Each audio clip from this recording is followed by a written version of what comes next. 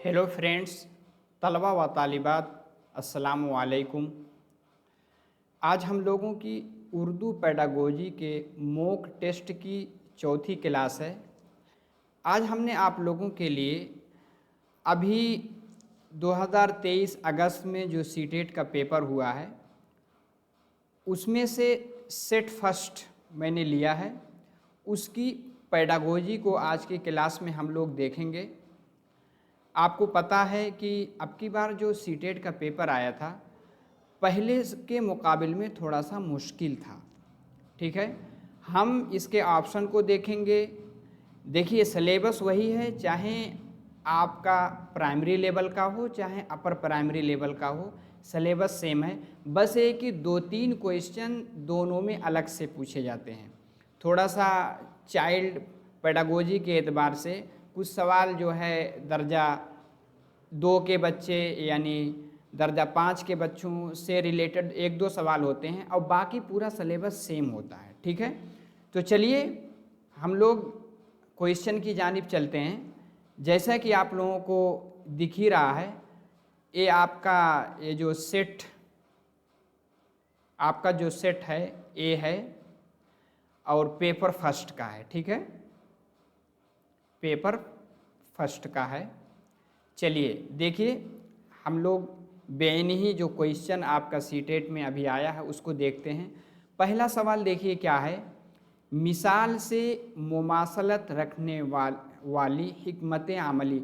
जो मुश्किल अल्फाज हैं उसको मैं इंग्लिश में इसी के साथ हिंदी में भी बताऊंगा ताकि आपका दूसरी लैंग्वेज चाहे हिंदी हो चाहे इंग्लिश हो आपको पूरा समझ में आएगा। ठीक है, हिकमत अमली जिसको हम कहते हैं रणनीति यानी स्ट्रेटजी। तो कह रहे हैं कि मिसाल से मुमासलत रखने वाले हिकमत अमली का इंतखाब कीजिए। ठीक है, मिसाल क्या है? ये मिसाल आपके सामने दी गई है, हमें इस मिसाल को पढ़ना है और देखेंगे मिसाल से मुमासलत रखने वाली हिकमत अमली कौन सी है। चारों ऑप्शन में से कौन सा ऑप्शन सही है। पहले हम मिसाल को पढ़ लेते हैं। मिसाल का मतलब एग्जाम्पल। ठीक है, मैं इस ज़ुबान के इस्तेमाल पर तवज्जो मरकूज़ करता हूँ जिसके बारे में मुझे यकीन हो कि वो दुरुस्त है। ठीक है, ये एक स्टेटमेंट है। स्टेटमेंट आपने समझ लिया कि तवज्जो मरकूज़ करना यानी किसी पर ध्यान देना। ठीक है, किसी पर जोर देना, अटेंशन करना जिसके बारे में मुझे यकीन हो कि वो दुरुस्त है। ठीक है, तो ये क्या चीज़ है? तकलीद ज़ुबान। तकलीद का मतलब होता है किसी की पैरवी करना, किसी के पीछे चलना। ज़ुबानी याद कर लेना, जहन नशीन कर लेना। तीसरा क्या है? दोहराना। चौथा क्या है? अज़ खुद निगरानी। अज़ खुद यानी स्वयं, जिसको कहते हैं सेल्फ। निगरानी, किसी चीज़ की निगरानी करना। इसमें से क्या है? इसमें से आपका ऑप्शन चौथा वाला सही होगा। क्यों? क्योंकि देखिए इसमें कहा क्या जा रहा है, मैं इस ज़ुबान के इस्तेमाल पर तवज्जो मरकूज़ करता हूँ जिसके बारे में मुझे यकीन हो कि वो दुरुस्त है।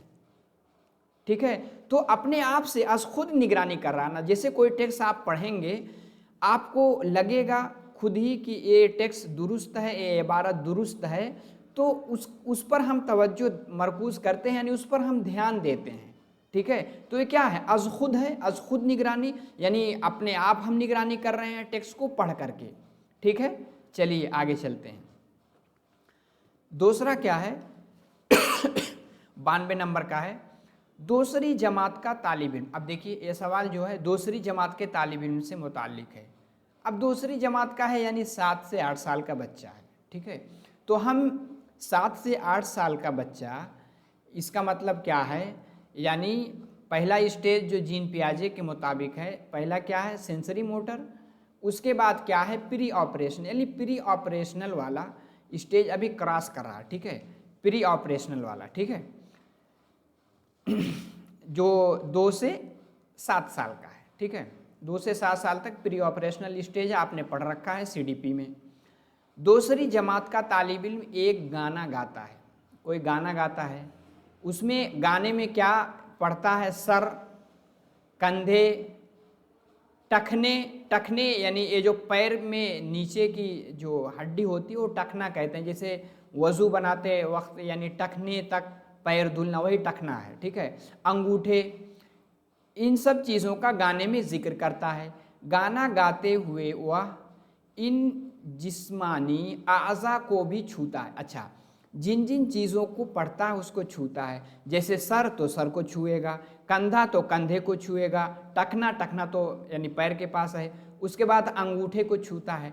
तो अब बताइए उस्ताद किस हिकमत अमली से उन्हें पढ़ा रहा है, कौन सी हिकमत अमली, कौन सी स्ट्रेटजी, कौन सी रणनीति अपना रहा है। आपको पता है कि यानी पढ़ाने का कौन सा तरीका इख्तियार कर रहा है, कौन सी टेक्निक यूज़ कर रहा है, ठीक है।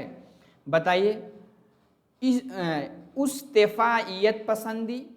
देखिए उस्तिफ़ाइयत पसंदी कहते हैं, देखिए बहुत ही मुश्किल लफ्ज़ है, इसको आप समझ लीजिए। उस्तिफ़ाइयत पसंदी यानी किसी चीज़ को चुन लेना, किसी चीज़ को मुंतखब कर लेना, सेलेक्ट कर लेना, उसको उस्तिफ़ाइयत पसंदी कहते हैं। क्या ये है, ये तो समझ में नहीं आ रहा। समाई लिसानी, समाई यानी जिसको कहते हैं सुनने से मुतालिक, लिसानी यानी लिंगुअल यानी जो ज़ुबान से मुतालिक है। तरसीली ज़ुबान की तदरीस, तरसीली यानी कम्युनिकेटिव, जिसको आप कहते हैं संप्रेषण, यानी तरसीली ज़ुबान की तदरीस है। कुल जिस्मानी रद्द अमल, कुल का मतलब टोटल, मुकम्मल, जिस्मानी यानी जो फिज़िकल, जो शारीरिक होता है, रद्द अमल यानी जो रिएक्शन होता है। बताइए, देखिए इसमें से ऑप्शन आपका चौथा सही होगा। चौथा सही क्यों है, क्योंकि इसमें क्या कर रहा है कि टीचर ने बच्चे को क्लास के सामने खड़ा किया और गाना कह रहा गाओ, और जो जो चीज़ उसमें आ रहा है उस पर हाथ रखो। तो क्या है, पूरे जिस्मानी रद्द अमल हो रहा ना, यानी जो जो चीज़ें आ रहा है, जैसे सर है तो सर पे हाथ रख रहा है, कंधा कंधे पे हाथ रख रहा है। तो इस तरीके से जब पढ़ाया जाता है तो किस अल्फाज का क्या माना होता है, यानी आपने पढ़ा होगा कि सिंबॉलिक थाट, यानी आप जैसे जो दूसरा स्टेज है इसमें बच्चों के पास सिंबॉलिक थाट आ जाते हैं। सिंबॉलिक का मतलब होता है, जो प्री ऑपरेशनल में सिंबॉलिक थाट का मतलब होता है कोई चीज़ सिंबल से पहचानने लगता है। आप देखेंगे दर्जा फर्स्ट का बच्चा अगर इंग्लिश की किताब लेंगे तो A for Apple, Apple mean सेब, तो एप्पल, अगर ए फॉर एप्पल तो एप्पल की तस्वीर भी बनी रहेगी। बी फॉर बॉल तो बॉल की तस्वीर है। ई फॉर एलिफेंट तो हाथी की तस्वीर बनी, क्यों बनी रहती है, क्योंकि बच्चा सिंबल्स के ज़रिए चीज़ों को पहचानने लगता है। तो इस हिकमत अमली को, इस स्ट्रेटजी को क्लास में इख्तियार कर रहा है। तो ये क्या है, कुल्ले जिस्मी रद्द अमल है, कुल्ले जिस्मानी रद्द अमल, जिस्मानी यानी फिजिकल, शारीरिक, ठीक है। चलिए, अगर क्लास आपको अच्छी लग रही है, मुफीद है, तो प्लीज़ लाइक करें, कमेंट करें। नए हैं तो चैनल को ज़रूर सब्सक्राइब कर लें, ताकि जैसे ही इससे मुतालिक वीडियो अपलोड हो उसका नोटिफिकेशन आपको मिल जाएगा, ठीक है। चलिए आगे चलते हैं। तीसरा सवाल आपका क्या है, तलबा यानी स्टूडेंट साबका इकाई से मुतालिक लफ्ज़ियात के 5 सवालात के जवाब ग्रुप में तैयार कर रहे हैं। तलबा यानी जो स्टूडेंट हैं क्लास के, साबका इकाई, जैसे आपको पता है कि जो किताब बनाई जाती है उसको यूनिट में बांटा जाता है। एक यूनिट में कुछ लेसन रहते हैं, उसके बाद दूसरी यूनिट आती है, ठीक है। तो एक यूनिट मुकम्मल हो गई, अब उससे मुतालिक जो पढ़ाया जा चुका है उससे मुतालिक लफ्ज़ियात के 5 सवालों के जवाब ग्रुप में तैयार कर रहे हैं। कुछ तलबा से कहा गया उसमें जो सवाल आया है उसका जवाब ग्रुप में तैयार करो। फिर वो दूसरे ग्रुप से, अब ग्रुप बन गया है, क्लास में 30 से 35 बच्चे होते हैं, दो दो आप 10-10 बच्चों का ग्रुप बन गया या 5-5 बच्चों का ग्रुप बन गया। सवालात का तबादला करते हैं, तबादला कहते हैं एक्सचेंज, यानी हम आपसे सवाल पूछें आप मुझसे पूछें, इसको क्या कहते हैं, तबादला। और सवालों का जवाब देने की कोशिश करते हैं। ये किस चीज़ की मिसाल है बताइए, हम जोलियों का अंदाज़े क़द्र है, अंदाज़े क़द्र जिसको आप असेसमेंट भी कहते हैं और इसी के साथ इवेलुएशन भी कहते हैं। अज़ खुद अंदाज़े क़द्र यानी असेसमेंट एज लर्निंग है, या फीडबैक यानी कोई चीज़ पढ़ाने का, जैसे मैं आपको पढ़ा रहा हूँ, पढ़ाने के बाद आप कमेंट बॉक्स में कुछ लिखते हैं कि क्लास समझ में आए, अच्छी क्लास, तो क्या आप फीडबैक दे रहे हैं, ठीक है, क्लास के बाद होती है। पढ़ने का अंदाज़े कदर यानी रीडिंग का अंदाज़े कदर यानी इवेलुएशन हो रहा है। बताइए इसमें से कौन सा ऑप्शन, देखिए सबसे अच्छा ऑप्शन ये है, हमजोलियों का यानी हमजोलियों जो पीयर ग्रुप्स है उनका अंदाज़े कदर। एक ग्रुप दूसरे ग्रुप से सवालात पूछ रहा है, जानने की कोशिश कर रहा है कि जो पिछली यूनिट में पढ़ाया जा चुका है उसमें आप कितना सीखे हैं। तो ये क्या है, इवेलुएशन हो रहा है, असेसमेंट हो रहा है। तो यही हमजोलियों का जो आपस में ग्रुप बना है। देखिए एक चीज़ को आप जहन में रखिएगा, जिस ऑप्शन में बच्चा सबसे ज़्यादा शामिल हो रहा है, बच्चा शामिल हो रहा है यानी बच्चा एक्टिव है, चाइल्ड सेंटर्ड अप्रोच है, और टीचर क्या है, एज अ फैसिलिटेटर है, वही ऑप्शन 99% सही होता है। इसको जहन में रखिएगा तो आप ऑप्शन की जानिब पहुंच जाएंगे। चलिए आगे चलते हैं।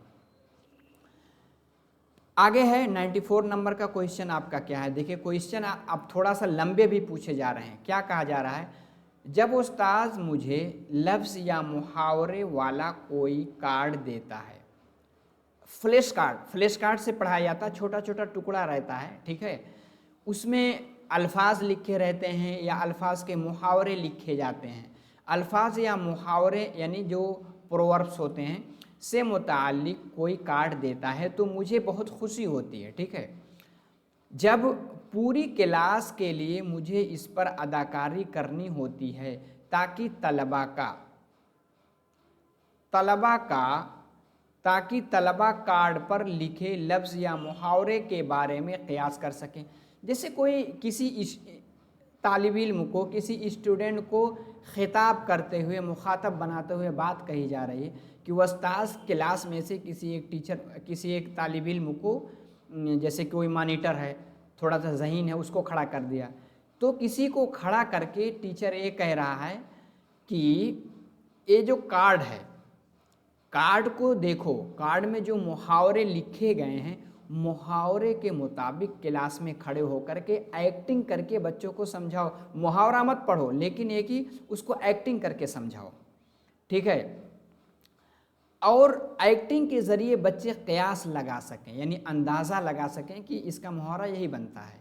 आमोज़गारों के तबसरों के मदद से उनके रुझानात मालूम कीजिए। बताइए क्या होगा, जब मैं हरकी तौर पर शामिल रहता हूँ, हरकी जिसको आप कहते हैं मोटर, हरकी जिसमें आप हरकत, आपको पता है, आपने पढ़ा है, एक जो है फाइन मोटर जिसमें छोटी छोटी मसल्स का यूज़ होता है, एक आपका ग्रॉस मोटर जिसमें जैसे आप कूदना, उछलना।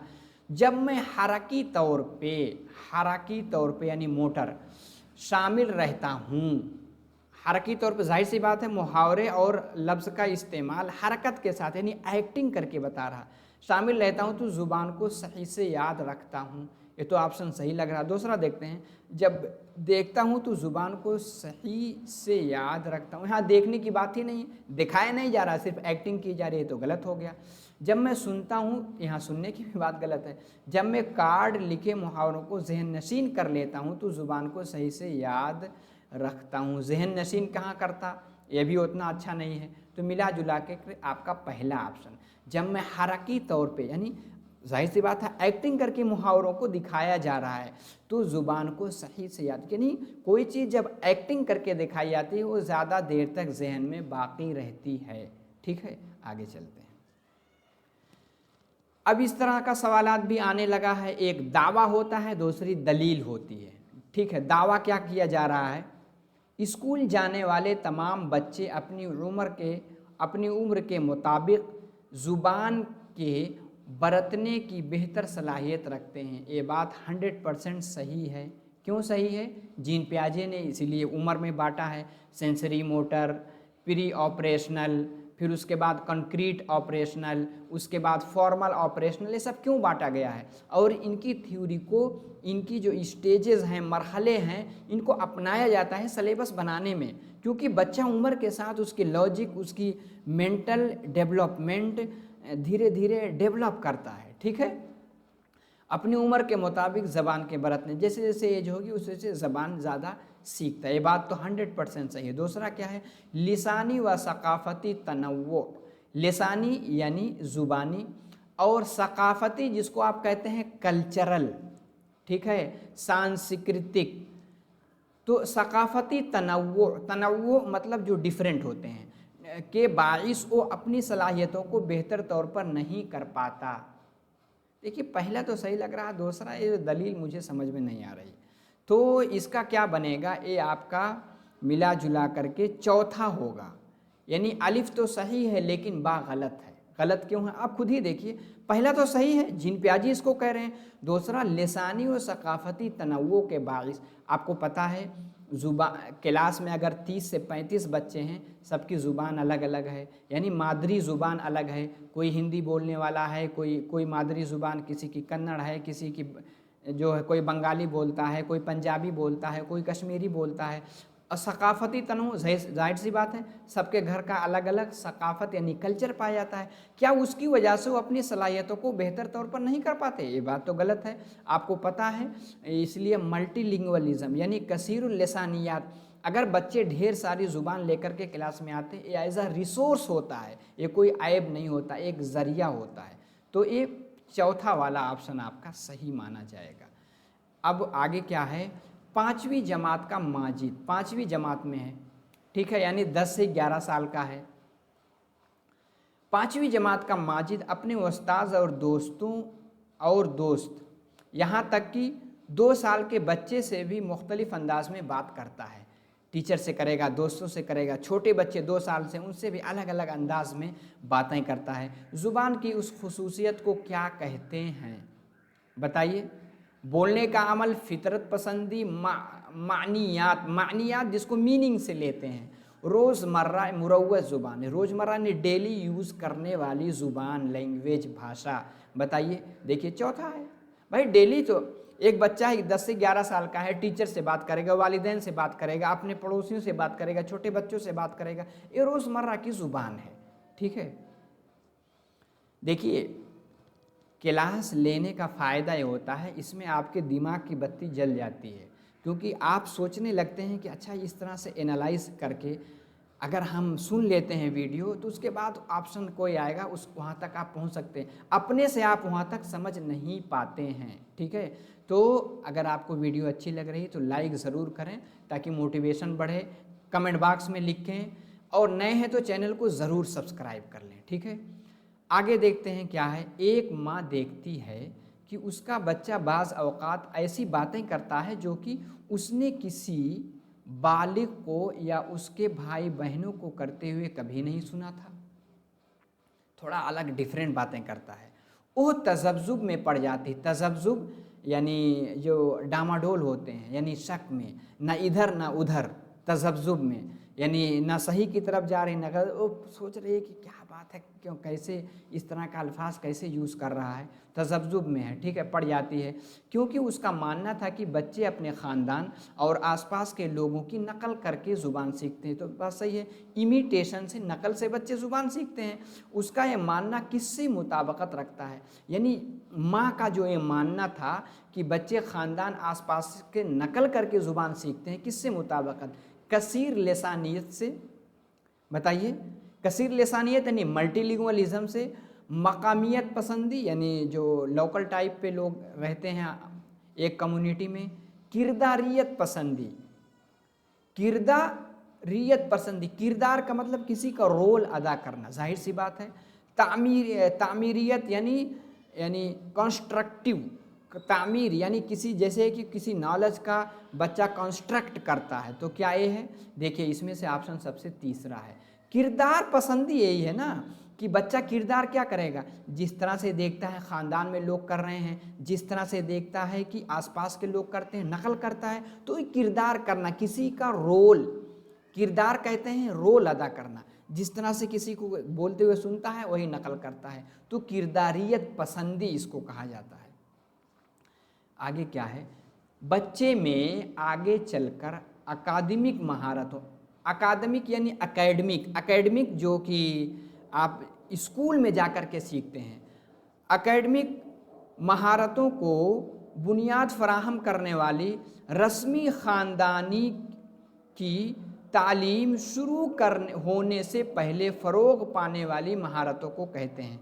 कह रहे हैं कि बच्चे में आगे चलकर एकेडमी महारतों को बुनियाद फराहम करने वाली रस्मी ख्वांदगी, रस्मी कहते हैं फॉर्मल, और ख्वांदगी यानी रीडिंग की तालीम शुरू होने से पहले फ़रोग पाने वाली महारतों को कहते हैं। यानी बच्चा 6 साल से पहले जो कुछ सीखता है उसको क्या, उस महारत को क्या कहेंगे, सवाल ये पूछा जा रहा है। ठीक है, एकेडमिक यानी जो वहाँ जाकर के सीखता है, क्लास में रस्मी ख्वांदगी जो वहाँ क्लास में वो पढ़ना सीखता है, उससे पहले फ़रोग पाने वाली महारतों को क्या कहेंगे? नई ख्वांदगी यानी न्यू रीडिंग, यानी नया हल यानी नया सॉल्यूशन, नई दरसियात यानी नया आपका करिकुलम, नया अनासिर यानी नए जुज़, नए एलिमेंट क्या होगा? देखिए आपकी नई ख्वांदगी पढ़ने से मुताल्लिक है, ख्वांदगी का जिक्र एक में आया है तो ऑटोमेटिक पहला सही हो जाएगा। आगे क्या कहा जा रहा है? दादी माँ। पहले ये सब होता था, आजकल बच्चे जब से मोबाइल हो गया तो ये सब कल्चर ही धीरे धीरे ख़त्म हो रहा है। दादी माँ घर में बच्चों को कहानियाँ पढ़कर सुनाना पसंद करती हैं, ये पहले बहुत चलता था। इस तरह वो बच्चों को नई किताबों और ख़यालात से मुतारिफ़ कराती हैं। ठीक है, यानी मुतारफ़ होते हैं बच्चे, नई नई किताबें, नए ख़यालात, नए सोच, नए आइडियाज़ को जानते हैं, और बच्चे भी इस पूरे अमल में मुस्तैदी से यानी एक्टिव हो करके मुस्तैदी से शामिल रहते हैं। इस टेक्निक को क्या कहा जाता है? ये जो दादी माँ पहले कहानियाँ सुनाती थी, बच्चे खूब दिलचस्पी से सुनते थे, राजा रानी की कहानी या कोई बिल्ली की कहानी या बंदर की कहानी, ये सब सुनते थे। इस टेक्निक को क्या कहते हैं बताइए? बुलंद ख्वानी कहते हैं आवाज़ बुलंद पढ़ना। मिसाली क़िरात देखिए नया लफ्ज़ आजकल दे रहे हैं, क़िरात का मतलब ये होता है पढ़ना। मुश्तरका क़िरात जो एक साथ पढ़ना। मुकालमाती क़िरात, बताइए इसमें से कौन सा सही? देखिए मुकालमाती क़िरात, मुकालमा मतलब होता है डायलॉग, जैसे एक ही कहानी सुनाते हैं तो बच्चा सुन करके भी कुछ बोलता है तो डायलॉग, ये मुकालमाती क़िरात कहलाता है ये चीज़। ठीक है, इस टेक्निक को। आगे क्या है? क़िरात की तदरीस का वो तरीका। देखिए पढ़ने की जगह क़िरात लफ्ज़ ला रहे हैं, क़िरात मतलब होता है पढ़ना, इसको आप जहन में रख लीजिए, नया लफ्ज़ है। पढ़ने की तदरीस का वो तरीका यानी क़िरात की तदरीस का वो तरीका जो हुरूफ यानी लेटर और सौतियों यानी साउंड्स जैसे बुनियादी अनासिर से शुरू होता है। यानी पहले बच्चों को हुरूफ पहचानना सिखाया जाता है, फिर साउंड्स यानी उन अल्फाज का उच्चारण यानी तलफ़्फ़ुज़ कैसा है, इस चीज़ को सिखाया जाता है, और बच्चों को बताया जाता है कि मजमूई क़िरात शुरू करने से पहले सौतियों यानी साउंड्स को जोड़कर अल्फाज बनाए जा सकते हैं। इस तरीक़ों को क्या कहते हैं? साख्तियाती यानी साख्त यानी जो ढांचा होता है ऐसा तरीका, ऊपर से नीचे वाला तरीका, नीचे से ऊपर वाला तरीका, मजमूई ज़ुबान का तरीका। बताइए कौन सा होगा? इस तरह के सवालात आपके इंग्लिश पेडागोजी और इसी के साथ साथ हिंदी पेडागोजी में पूछे जाते हैं। ये आपका तीसरा। देखिए नीचे से ऊपर यानी बॉटम से अप, बॉटम से अप, नीचे से ऊपर इसलिए जा रहे हैं, पहले हुरूफ सीखे, उसके बाद सौत यानी साउंड सीखे, फिर थोड़े थोड़े और अल्फाज सीख करके फिर छोटे छोटे जुमला बनाना सीख रहे हैं। तो यानी हम नीचे से ऊपर चल रहे हैं ना, और ऊपर से नीचे वाला क्या होगा? सबसे पहले जुमला बना रहे हैं, जुमले के बाद फिर छोटे उसके फ्रेज बना रहे हैं ना, उसके बाद सौतियात पे जाएंगे, सौतियात पर आखिर में हुरूफ पे जाएंगे। वो क्या होगा? ऊपर से नीचे। ठीक है, तो ये क्या है? नीचे से ऊपर। ठीक है, यानी बॉटम से अप। अब ये दावा वाला क्वेश्चन है। दावा क्या क्या जा रहा है? सौती हिज्जे, सौती यानी साउंड वाले हिज्जे जैसे लगाया जाता है अलिफ बा ता सा, दुरुस्त हिज्जे की यानी करेक्ट हिज्जे की आमोजिश की, आमोजिश यानी लर्निंग, अधिगम, आमोजिश की सलाहियत पर कदगन लगाता है। कदगन देखिए आपको बहुत मुश्किल लग रहा होगा। कदगन का मतलब होता है लगाम लगाना, किसी चीज़ को रोक देना यानी बैरियर बन जाना। कदगन लगाना मतलब लगाम लगाना, लगाम लगाना। कदगन यानी किसी चीज़ को पे बैरियर रोक लगा देना, लगाम लगाना मतलब रोक लगा देना, ठीक है। पहला क्या है, कहते हैं सौती हिज्जे दुरुस्त हिज्जे की आमोज़िश की सलाहियत में क्या ये बैरियर हो जाता है, क्या उस पर रोक लगा देता है, कदगन मतलब रोक लगाना। दूसरा क्या है, दलील क्या है, जब छोटे बच्चे रिवायती हिज्जे के बजाय अपने ईजाद करदा हिज्जे को बरतते हैं, यानी अपने तरफ से हिज्जे गलत सही करते हैं, तो ये दुरुस्त हिज्जे की आमोज़िश की सलाहियत पर कदगन नहीं लगाते, कदगन नहीं लगाते हैं। देखिए ये चीज़ तो समझ में आ रहा है कि जब बच्चा धीरे धीरे गलत सही अल्फाज निकालेगा, धीरे धीरे सही बोलने लगेगा, तो कदगन नहीं लगाते यानी रोक नहीं लगाते, ये तो सही है। लेकिन पहला सौती हिज्जे दुरुस्त हिज्जे की आमोज़िश की सलाहियत पर कदगन लगाता है, तो बिल्कुल गलत है, 100% गलत है। ये चीज़ सही लग रही है, तो पहला सही हुआ, दूसरा गलत है। तो ये ऑप्शन आपका कहाँ मिल जाएगा, आप देखते हैं, अलिफ गलत लेकिन बा सही, ये पहला वाला सही है, ठीक है। इस तरह से आजकल सवालात आ रहे हैं। आगे हम देखते हैं, नई ज़ुबान की आमोज़िश के वक्त आप नई ज़ुबान सीख रहे हैं, आमोज़िश यानी सीखने, तलफ़ुज़ यानी लफ्ज़ के मुनफरिद उसूलों के बाइस, यानी जो अलग अलग डिफरेंट वाले अलग अलग करके उसूल हैं, यानी उसके जो प्रिंसिपल हैं, कायदे हैं, उसूलों के बाइस बहुत से तलबा में अक्सर एतमाद की कमी होती है। एतमाद यानी भरोसा, कॉन्फिडेंस की कमी होती है। इस कमी पर काबू पाने का एक तरीका यह है, इस कमी पर काबू किस तरह से पाया जा सकता है, बताइए। जहाँ गलतियाँ सरजद हो उसकी इस्लाह करें, तलबा क्लास में बुलंद ख्वानी करें, यानी आवाज़ बुलंद पढ़ें, क्लास में ऐसी खेल की शक्ल में सरगर्मियाँ अंजाम दें जिसमें ज़ुबानी तामुल इंटरेक्शन, तामुल यानी इंटरेक्शन, जो एक दूसरे से बातें करते हैं, शामिल हों। चौथा क्या है, काउंसलर की मदद से बोलने की खुसूसी तिब्बी इलाज करें और बोलने की मशक करें। बताइए कौन सा ऑप्शन आपका सही होगा। देखिए सबसे अच्छा ऑप्शन हम वहाँ जाएंगे जिसमें बच्चा सबसे ज़्यादा इन्वॉल्व हो, यानी सबसे ज़्यादा शामिल हो। किस में शामिल होगा, तीसरे में। क्यों होगा, क्लास में ऐसे खेल की शक्ल में सरगर्मी, खेल खेल में सरगर्मियाँ, एक्टिविटीज़ जब कराएंगे तो बच्चे खूब दिलचस्पी से सीखेंगे। अंजाम दे जिसमें ज़ुबानी, बच्चे एक दूसरे से बातें करें, तो इससे जो है उनकी एतमाद की जो कमी है, यानी कॉन्फिडेंस की जो कमी है, वो दूर हो जाएगी। तो तीसरा ऑप्शन आपका सही होगा। आगे क्या कहा जा रहा है, तीसरी जमात का वस्ताज आमोज़गारों को नए अल्फाज देता है। तीसरी जमात के बच्चे हैं 7 से 8 साल के, उनको नए नए अल्फाज सिखाता है। दर्जा झेल में से कौन सा तरीका नए अल्फाज दर्ज कराने के लिए सबसे मौजू और मुअस्सिर हैं, यानी किस तरीके में नए अल्फाज सिखाया जाएगा बच्चों को, बताइए। उस्ताद अल्फाज के मानी तख्ता स्याह पर लिख दे और तलबा से उन्हें ज़ुबानी याद कर। देखिए जहाँ रटने उठने वाला ऑप्शन 100% गलत होता है, हम आप रटाएंगे नहीं।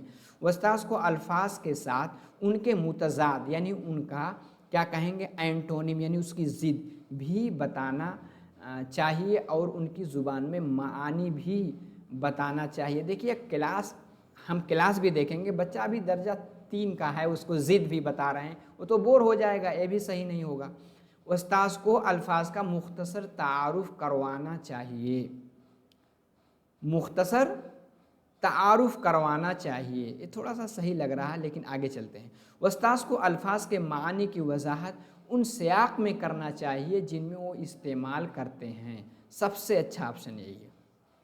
कोई भी अल्फाज जब हम सिखाएंगे तो हम उसका कॉन्टेक्स्ट, यानी थोड़ा किस जुमले में किस तरह से वो लफ्ज़ इस्तेमाल होता है, जुमला बना करके दिखाएंगे कि किस कॉन्टेक्स्ट में, किस सियाक़ व सबाक़ में, किस संदर्भ में ये अल्फाज इस्तेमाल किया जाता है। इस तरह से अगर हम कॉन्टेक्स्ट में सिखा देंगे तो बच्चा जो है नए अल्फाज को अच्छी तरह से सीखेगा। यानी अल्फाज को सिखाओ कॉन्टेक्स्ट, यानी उसका इस्तेमाल करके, ताकि समझ जाए कि इस अल्फाज का इस्तेमाल कहाँ पर होगा।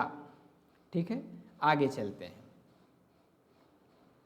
ज़ुबान की आमोज़िश खाली जगह डैश यानी होती है, बताओ।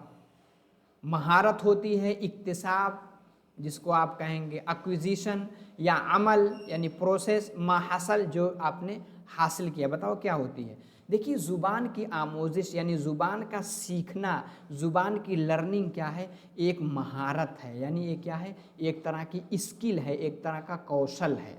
ठीक है, आगे चलते हैं। इसमें कोई, अब देखिए आखिर में जो आपका है ये बहुत ही थोड़ा सा मुश्किल सवाल था। इसमें क्या है, पढ़ने के तरीक़े बताए गए हैं। इसमें क्या है, देखिए मैंने अलग से उसको लिखा है।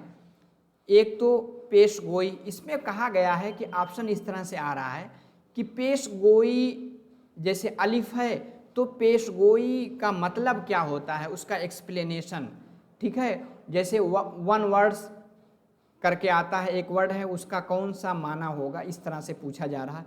पेश गोई पे चारों मिसाल में से कौन सी चीज़ें फिट बैठ रही है। देखिए पेश गोई किसको कहते हैं, किसी चीज़ के बारे में फोरकास्ट करना, यानी भविष्यवाणी करना, पहले से उसके बारे में बता देना, पेश गोई कहते हैं। और इस्तेमबाती अंदाज,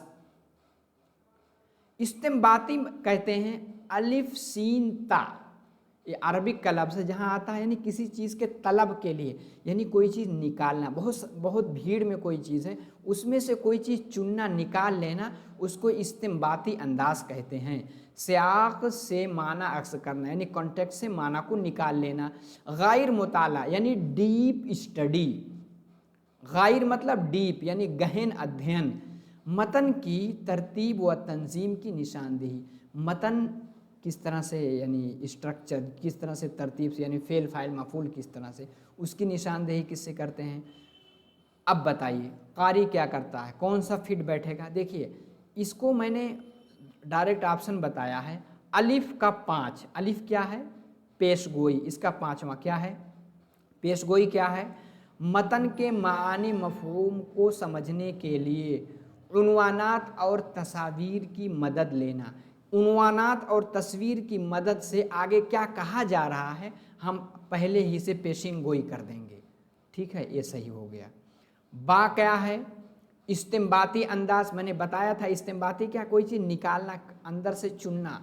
अब बा के लिए अलिफ है, अलिफ क्या है, अलिफ में क्या है, लिखने के अंदाज की बुनियाद पर, जिस तरह से लिखा गया है, कोई इबारत लिखी गई है, मुसन्निफ़ के एहसासात का तयन, यानी मुसन्निफ़ क्या कहना चाह रहा है उसको आप मुतय्यन करना, फिक्स कर दें, तो इस्तेमबाती अंदाज, यानी कोई चीज़ निकाल रहे हैं। ठीक है, जीम का क्या है, जीम में क्या है, सियाक से माना अक्स करना, जीम का दूसरा, यानी मतन के बाज़ हिस्सों की मदद से गैर मानूस अल्फाज को समझने की कोशिश करना। जाहिर सी बात है आपको माना नहीं पता, लेकिन कॉन्टेक्स्ट के अकॉर्डिंग आगे पीछे देख करके हम माना समझ जाते हैं।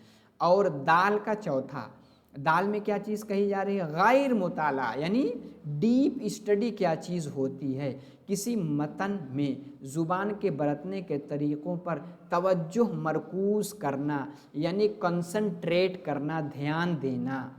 आगे क्या है, हा का क्या, हा में क्या, मतन की तरतीब व तंजीम की निशानदेही, यानी हा का तीसरा, तीसरा क्या है, उन्वानात और तारुफ़ी जुमलों की मदद से मालूमात की तरतीब व तंजीम के तरीक़ों को जानने की कोशिश करता है। ठीक है, तो इस तरह के आपको सेट करने के लिए, क्योंकि अब देखिए डिफ़िकल्टी लेवल अब मुश्किल हो गया है, तो अगर आप मेरे चैनल से बने रहते हैं, अगर आपको इस तरह से पढ़ाने का अंदाज़ सही लगा है, आप दूसरी लैंग्वेज उर्दू के अलावा चाहें, 2 ज़ुबान आप लेते हैं सीटेट में, अगर आप इंग्लिश लिए हों या हिंदी, वो भी आपकी मजबूत होती जाएगी।